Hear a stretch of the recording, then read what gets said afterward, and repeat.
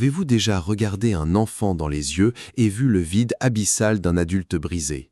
Posez-vous la question la prochaine fois que vous croiserez le regard d'une enfant star sur un écran glacé. Derrière les sourires ultra bright, derrière les disques de platine et les stades en délire, se cache souvent une machinerie broyeuse d'âme. L'histoire de Justin Bieber n'est pas celle d'un conte de fées moderne. C'est un thriller psychologique étouffant, un drame humain qui s'est joué à la vue de tous sous les crépitements incessants des flashs de paparazzi. Pendant plus d'une décennie, le monde entier a consommé son image, jugé ses erreurs et ri de ses chutes, sans jamais comprendre que ce qu'il regardait n'était pas l'effondrement d'un enfant gâté, mais la noyade silencieuse d'un garçon jeté dans une fosse aux lions avant même de savoir nager. Comment un jeune garçon, armé seulement d'une guitare sur les marches d'un théâtre de province, est-il devenu la proie d'une industrie impitoyable? Préparez-vous à plonger dans les zones d'ombre d'Hollywood, là où l'innocence est une monnaie d'échange et où les protecteurs sont parfois les véritables prédateurs. Tout commence dans l'anonymat brumeux de Stratford, en Ontario. Nous sommes au milieu des années 2000. Patty Mallette, une jeune mère célibataire qui se bat pour joindre les deux bouts, observe son fils, Justin, un gamin au visage d'ange, doté d'un don naturel inouï pour la musique. Il s'assied sur les marches du Avon Theatre, gratte une guitare de location et chante avec une voix si pure qu'elle arrête les passants dans leur course. Patty commence à filmer ses instants intimes, ses reprises brutes de Ne-Yo et de Chris Brown, et les poste sur une plateforme numérique naissante appelée YouTube. L'objectif est absolument pas la gloire, c'est simplement de partager ces moments privilégiés avec la famille éloignée. Il y a dans ces vidéos pixelisées une innocence vibrante, une lumière authentique. Ce que Patty et Justin ignorent à cet instant précis, c'est que ces vidéos sont à ce point de devenir l'appât parfait. Dans l'ombre d'un bureau luxueux à des milliers de kilomètres de là, un homme cherche fiévreusement sa prochaine mine d'or. Cet homme, c'est Scooter Braun, un ancien organisateur de soirées mondaines devenu manager, à l'affût de la moindre opportunité de s'imposer dans la cour des grands. En tombant presque par hasard sur une vidéo du jeune prodige canadien, Braun ne voit pas seulement un talent brut, il voit un empire en devenir. Il remonte la piste avec une obsession troublante, appelant compulsivement l'école de Justin, le conseil d'administration du théâtre, retournant littéralement la ville de Stratford pour retrouver la trace de la mère de ce garçon. Lorsqu'il y parvient enfin, il utilise tout son charisme de vendeur pour persuader Patty de laisser son fils de seulement 13 ans s'envoler vers Atlanta. C'est exactement là, dans la chaleur de la Géorgie, que le piège doré se referme brutalement. Justin est présenté à la superstar Usher, une guerre des enchères acharnée éclate en coulisses avec Justin Timberlake, et finalement, le jeune Canadien signe un contrat scellant son destin avec le Raymond Brown Media Group. En un claquement de doigts décisif, l'enfant ordinaire de Stratford cesse d'exister. À sa place, l'industrie forge un produit ultra rentable, une marque déposée, une entité calibrée au millimètre près pour déclencher l'hystérie collective, la pop star Justin Bieber. La célèbre mèche de cheveux balayée sur le front, le sweat à capuche violet, le regard charmeur répété devant les miroirs, tout est minutieusement pensé, testé et approuvé pour séduire des millions d'adolescentes à travers le globe. La machine s'emballe à une vitesse vertigineuse, les millions de dollars pleuvent comme une mousson et l'enfant perd instantanément le contrôle absolu de sa propre vie. Mais c'est précisément dans ces toutes premières années de célébrité incandescente que se nouent des relations aux contours profondément glaçants. Retournons en novembre 2009. Justin a tout juste 15 ans. Il est la sensation émergente du moment, le visage qui s'apprête à devenir le plus reconnaissable de la planète avec la sortie de son premier projet. Une vidéo est alors publiée sur sa propre chaîne YouTube officielle intitulée 48 heures avec Diddy. Sean Combs, alias P. Diddy, le mastodonte intimidant de l'industrie musicale, a alors 40 ans. Dans cette séquence, le puissant producteur se tient tout contre l'adolescent chétif et adresse ses mots troublants à la caméra. Il va passer 48 heures avec Diddy. Où nous allons traîner et ce que nous allons faire, nous ne pouvons pas vraiment le divulguer, mais c'est définitivement le rêve d'un garçon de 15 ans. Diddy ajoute ensuite avec un détachement déconcertant et un sourire carnassier « Pour les 48 heures à venir, il est avec moi et nous allons devenir complètement fous ». Il lui fait miroiter une Lamborghini étincelante à ses 16 ans et promet de lui offrir un manoir gigantesque pour sa majorité. À l'époque, le grand public naïf regarde cette vidéo comme une interaction amusante et extravagante entre un mentor richissime et son jeune protégé fasciné. Mais aujourd'hui, à la lumière macabre des lourdes accusations de trafic sexuel, de racket et d'abus systémiques qui ont envoyé Sean Combs derrière les barreaux d'une prison fédérale en 2024, ces images résonnent comme un avertissement horrifique. Qu'avait un homme de 40 ans au sommet de son pouvoir et à la tête d'un réseau tentaculaire à faire à huis clos pendant 2 jours entiers avec un enfant de 15 ans propulsé loin de ses repères? Le malaise s'épaissit de manière palpable dans l'interview diffusée en 2011 sur le plateau de Jimmy Kimmel. Justin a maintenant 16 ans. Didi est ostensiblement assis à ses côtés sur le canapé des invités. Kimmel, d'un ton mi-amusé, mi-inquisiteur, aborde publiquement la fameuse promesse de la Lamborghini. Le visage de Didi se ferme subitement. Il prend une expression sérieuse, presque menaçante dans sa retenue, et déclare froidement devant l'Amérique entière que Justin sait mieux de ne pas parler à la télévision nationale des choses qu'il fait avec son grand frère Puff. Tout n'est pas pour tout le monde, tranche-t-il d'une voix métallique. À côté de lui, le jeune Justin baisse immédiatement les yeux. Son langage corporel tout entier hurle un inconfort profond, une tension insoutenable et une soumission apprise. Posez-vous cette question fondamentale. Où étaient les adultes responsables dans cette pièce? Où étaient les protecteurs légaux, les managers grassement payés, la famille? Comment l'industrie du divertissement a-t-elle pu laisser sciemment un adolescent frayer avec des figures aux réputations aussi notoirement troubles, si n'était parce que l'appât de profit immédiat effaçait au bulldozer toute notion d'éthique et de protection de l'enfance? Justin Bieber n'était plus un enfant pour eux. Il était une multinationale marchande, un actif boursier, et les multinationales n'ont pas de sentiments, elles ont des intérêts. L'hypocrisie des médias traditionnels dans cette tragédie humaine est purement stupéfiante.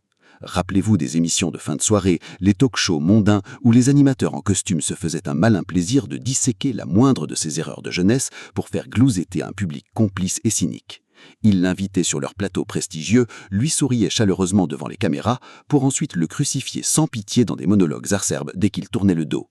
L'industrie du divertissement s'est nourrie de son ascension fulgurante, puis s'est gavée sur le spectacle de sa déchéance annoncée. Il n'y avait rigoureusement aucun filet de sécurité, aucune instance de protection psychologique pour cet adolescent jeté en pâture. L'isolement d'une telle star devenait alors un huis clos mental total.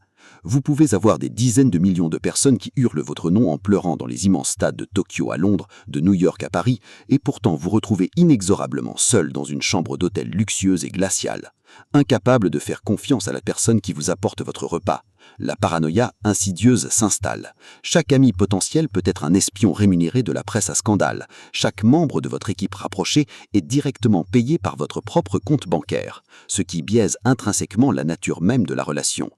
Comment apprendre l'empathie, l'amour véritable, la confiance aveugle et la construction saine de soi quand chaque interaction humaine autour de vous est fondamentalement transactionnelle? L'enfant star devient très vite l'être le plus intensément observé et le plus désespérément solitaire de la planète. L'argent colmatant temporairement les brèches béantes de son âme, Justin s'est vu offrir le contrôle illusoire du monde entier en échange strict de sa santé mentale. Sous cette pression immense et soufflocante, la façade lisse et brillante de la pop star adorée commence inévitablement à se fissurer sous les yeux du monde entier. Nous entrons dans la période sombre et chaotique des années 2013 et 2014.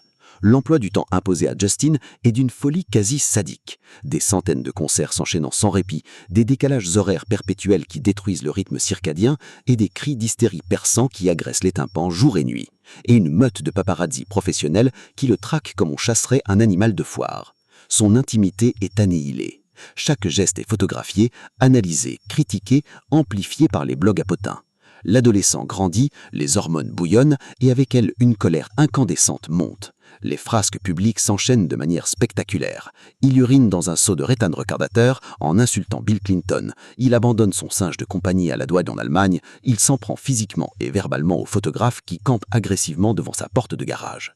Les médias se régalent de cette chair fraîche. Les gros titres sensationnels le qualifient de monstre gâté, de petit con gâté à l'ego surdimensionné, d'enfant roi en pleine dérive narcissique. Mais dans ces tribunaux publics permanents, personne ne s'arrête une seconde pour se demander ce qui se passe réellement dans la tête d'un jeune garçon de 19 ans qui ne peut même pas ouvrir les rideaux de sa chambre sans voir l'objectif redoutable d'un téléobjectif braqué sur son visage. Et puis vient cette fameuse nuit cauchemardesque du 23 janvier 2014 à Miami Beach. L'air est lourd, saturé par l'humidité nocturne floridienne. Des SUV noirs massifs appartenant à son entourage bloquent carrément la rue résidentielle de Pine Tree Drive pour créer une piste de course improvisée au mépris de toutes les règles. Au volant d'une Lamborghini jaune louée, Justin Bieber, les yeux vitreux et l'esprit embrumé, fait la course avec un ami au volant d'une Ferrari rouge. Les gyrophares bleus et rouges des forces de l'ordre ne tardent pas à fendre l'obscurité de la nuit. Une arrestation musclée s'ensuit. Justin, profondément confus, désorienté et agressif, lance aux officiers de police qui l'interpellent « Pourquoi vous faites ça, bordel? Qu'est-ce que j'ai fait de mal ?» L'haleine fortement chargée d'alcool, sous l'emprise toxique de la marijuana et d'anxiolytiques comme le Xanax, il est brutalement menotté, fouillé et jeté à l'arrière d'une voiture de police patrouillant dans la nuit. Quelques heures plus tard, au petit matin, le monde entier découvre l'image qui marquera le point de bascule de sa carrière, son mugshot. Le visage d'une pâleur cadavérique enfermé dans une combinaison orange fluo de prisonnier, Justin regarde l'objectif clinique de la police et sourit. Un immense sourire éclatant, presque publicitaire. La presse internationale en fait instantanément ses choux gras. C'est l'arrogance à l'état pur, clament les éditorialistes offusqués. Mais regardez de plus près, au-delà de la surface de cette photographie virale, ce sourire forcé n'est pas de l'arrogance, c'est un masque mortuaire glacé. C'est un pur réflexe de survie inculqué par des années de conditionnement médiatique intense. Il sourit mécaniquement parce que c'est l'unique chose qu'on lui a ordonné de faire devant le déclencheur d'un appareil photo depuis ses 13 ans. C'est le sourire terrifiant d'un naufragé qui crie à l'aide dans le silence le plus assourdissant. La vérité brute, qui ne sera finalement révélée que des années plus tard, dans son documentaire bouleversant et cathartique intitulé Seasons, diffusé en 2020, est digne d'un véritable film d'horreur psychologique. Ce que les tabloïds les prisants appelaient des caprices de stars arrogantes était en stricte réalité une tentative désespérée et tragique de s'anesthésier chimiquement contre une souffrance mentale intolérable. Face à la caméra de son propre documentaire, Justin avoue, le regard hanté, avoir commencé à consommer de la marijuana vers l'âge de 12 ou 13 ans, l'âge où un enfant normal découvre à peine les complexités du monde.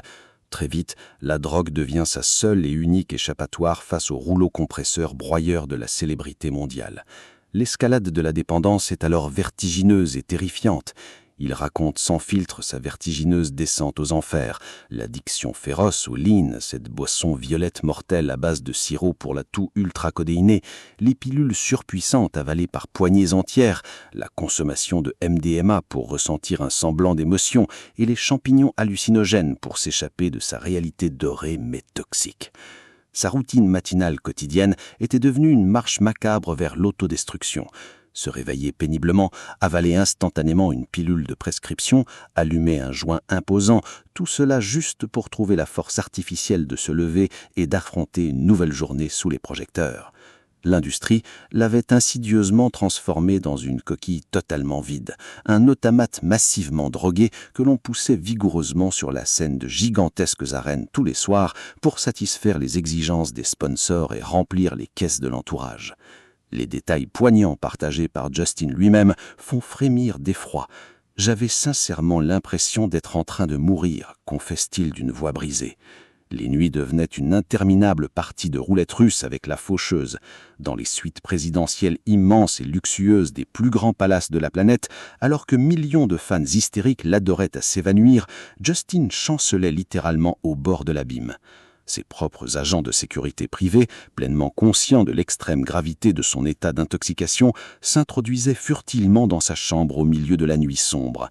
Il s'approchait doucement de son lit en talbus, dans l'obscurité silencieuse, non pas pour le protéger d'une menace extérieure ou d'un fan envahissant, mais pour le protéger de lui-même. Avec une terreur glacée au ventre, il posait délicatement 2 doigts sur son cou transpirant pour vérifier si son cœur battait encore.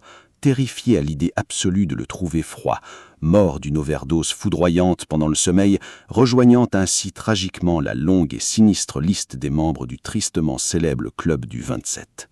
C'était légitimement effrayant et complètement fou, admet-il avec le recul. Mais la machinerie capitaliste ne s'arrête jamais.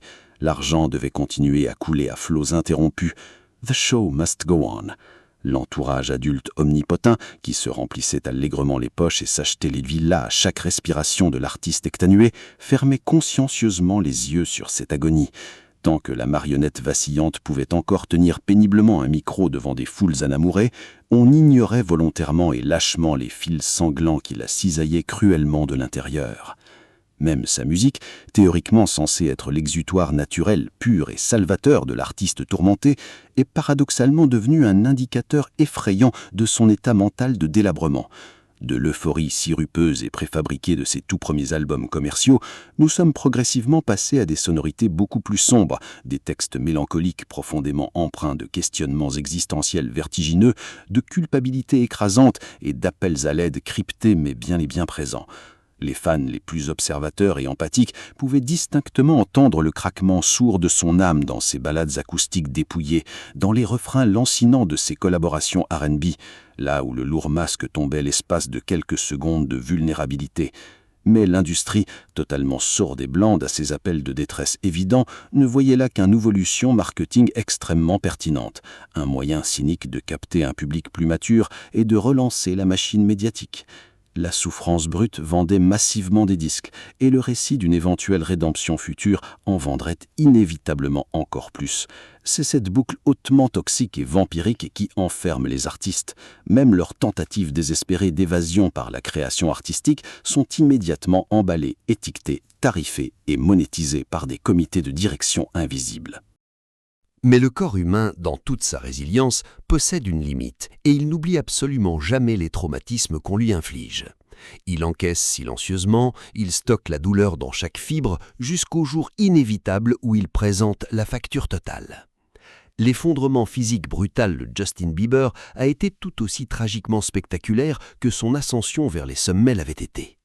Alors que le monde imperturbable continuait de se moquer ouvertement de ses apparitions publiques parfois erratiques, affirmant sur les réseaux sociaux qu'il avait l'air d'être lourdement sous-meth à cause de son teint maladif et de sa maigreur, Justin luttait secrètement et désespérément contre de graves maladies auto-immunes et infectieuses non diagnostiquées.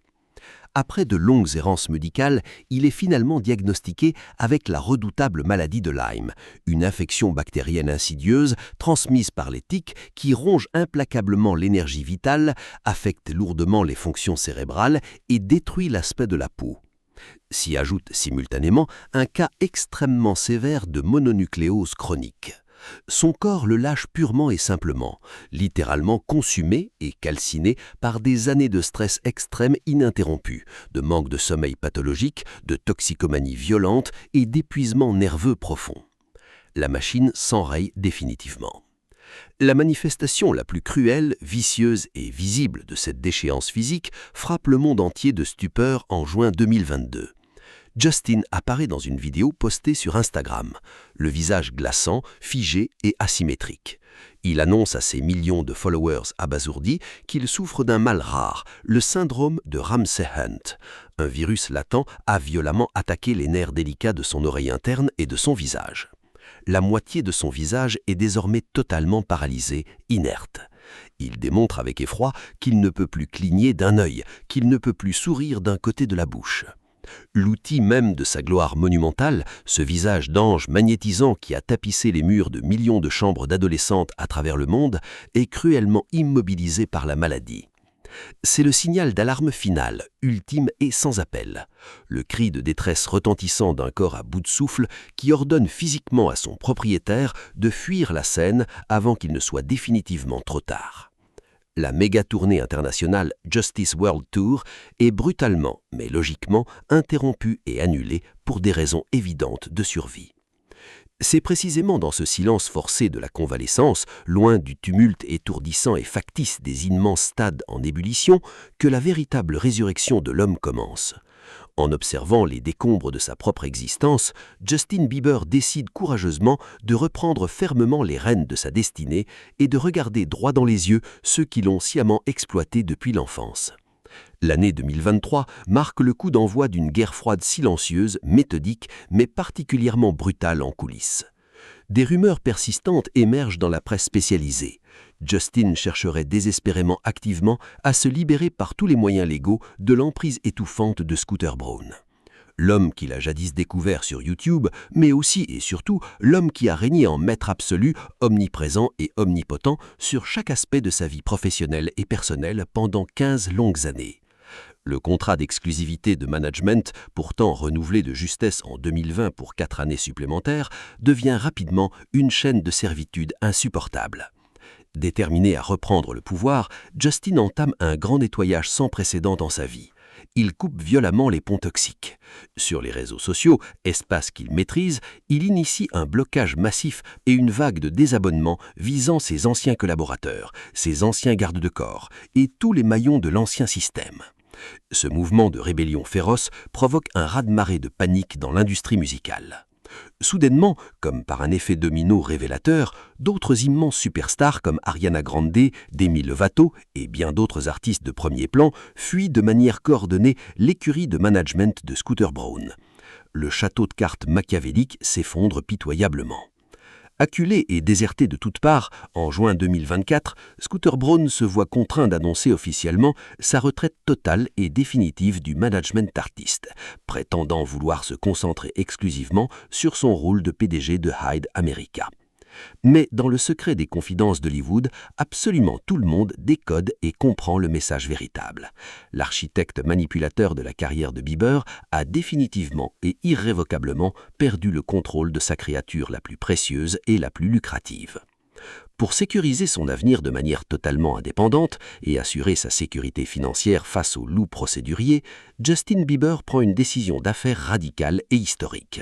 Au cours de l'année 2023, il vend l'entièreté de son majestueux catalogue musical, réunissant l'ensemble des chansons représentant l'œuvre acharnée de toute sa vie, pour la somme astronomique et vertigineuse de 200 millions de dollars à la société Hipgnosis Songs Capital. Ce n'est en aucun cas une simple transaction financière parmi les autres. C'est un acte profondément symbolique d'affranchissement pur. Il rachète littéralement sa liberté aux enchères. Les audits indépendants minutieux, les négociations secrètes tendues pour régler les litiges financiers tentaculaires et les dettes supposées réclamées par son ancien manager, tout cela est exécuté froidement pour couper à la hache les dernières chaînes de fer qui le reliaient encore à cette époque cauchemardesque. L'audit de PricewaterhouseCoopers montre des millions de dollars d'enjeux croisés. Mais peu importe, un accord de séparation colossal est secrètement conclu. Justin refuse catégoriquement d'être plus longtemps le distributeur automatique de billets verts d'une armée de parasites obséquieux en costume sur mesure. Aujourd'hui, enfin à l'abri loin de la fosse aux lions médiatiques, l'enfant autrefois brisé tente humblement de se reconstruire un sanctuaire. Son véritable salut inespéré, il le trouve étonnamment dans la simplicité et la normalité de la vie privée qu'on lui a toujours violemment volée dès son plus jeune âge. Son mariage profond et spirituel avec la mannequin Hailey Baldwin devient son ancrage fondamental, son phare lumineux et son roc inébranlable au milieu de la tempête. Ensemble, épaules à côté, ils naviguent courageusement à travers les lourdes séquelles psychologiques résiduelles, les thérapies intenses et le lent, douloureux mais magnifique processus de guérison intérieure. Et puis, en août de l'année 2024, le miracle absolu de la vie vient définitivement sceller cette magnifique renaissance. Hailey et Justin annoncent avec une émotion palpable la naissance de leur premier enfant, un petit garçon tendrement nommé Jack Blues Bieber. En tenant ce nouveau-né fragile contre sa poitrine, Justin ne voit pas seulement son fils chéri, il observe l'enfance dans toute sa pureté. Cette enfance précieuse, si vulnérable et innocente. Cette même enfance sacrée qui lui a été cruellement arrachée, férocement monétisée, broyée et recrachée par l'industrie mondiale du divertissement. Le petit chanteur angélique aux cheveux au vent, sirotant un chocolat chaud sur les marches du théâtre de Stratford, n'existe résolument plus. À sa place se tient fièrement un homme adulte, le corps recouvert de tatouages racontant son péril, l'âme marquée par les cicatrices invisibles d'une célébrité d'une violence extrême, mais un homme qui respire enfin l'air pur de la liberté. L'histoire terrifiante de Justin Bieber est le miroir le plus sombre, le plus accusateur et le plus glaçant de notre société moderne du spectacle et de notre culture pop consommatrice. Ils ont pris son enfance, ils ont consciencieusement exploité sa vulnérabilité la plus intime, ils l'ont laissé dériver au milieu de l'océan dans les bras de figures prédatrices effrayantes et ils ont applaudi à tout rompre devant le spectacle tragique de sa vertigineuse descente aux enfers en Mondevision. Mais contre toute attente, défiant toutes les lugubres statistiques hollywoodiennes, le produit préfabriqué a pulvérisé son moule pour redevenir un être humain sensible et souverain. Il a brisé ses épaisses chaînes, il a affronté et vaincu ses démons les plus sombres, et il a prouvé au monde entier que même plongé dans les ténèbres les plus asphyxiantes d'Hollywood, il est humainement possible de survivre et de retrouver la lumière de l'aube. Mais à quel prix insupportable? C'est cette ultime question glaçante qui hantera à jamais le silence hypocrite des corridors de l'industrie musicale.